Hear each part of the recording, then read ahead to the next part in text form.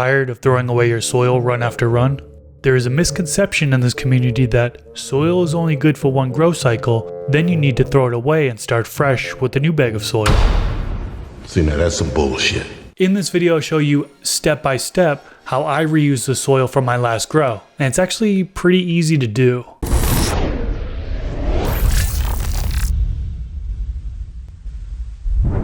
Spider Farmer is sponsoring this episode. Coupon code MrGrowIt5 will get you a discount on their products. Check out their new SFG bar style series of grow lights.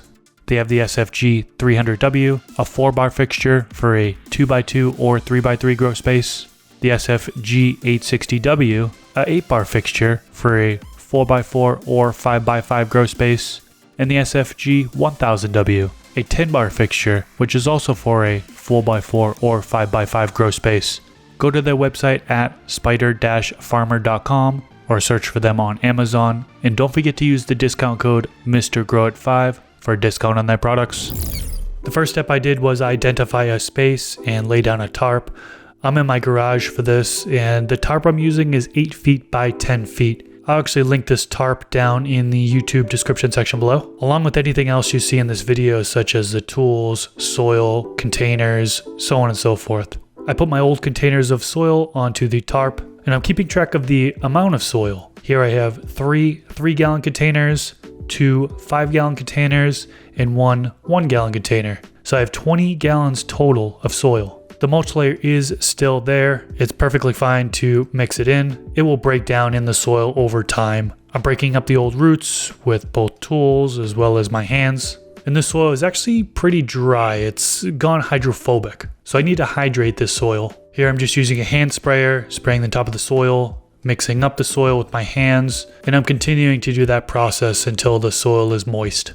This can be very time consuming, unfortunately. But with a little bit of patience, my soil is now moist again. This time around, I'm going to amend the soil with earth dust base. Many of you have seen me use this fertilizer blend in the past. The instructions call for 2 to 4 tablespoons per gallon of soil. So for the 20 gallons of soil that I have here, 40 to 80 tablespoons total.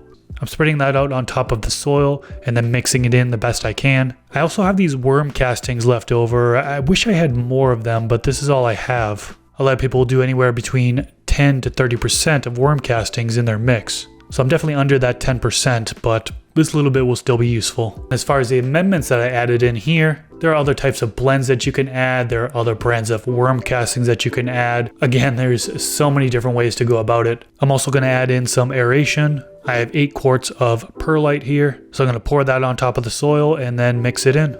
After that, I'm going to fold up the tarp to cover it and let it cook. So how long should you let the soil cook for? Generally, a lot of people say you should do it for about 2 weeks, which is what I did here. Depending on who you ask, some people will say cook it for longer, upwards of 30 days. On the opposite end of the spectrum, some people only let their soil cook for about a week. Now, one thing I do want to make clear is this is just one way to go about it.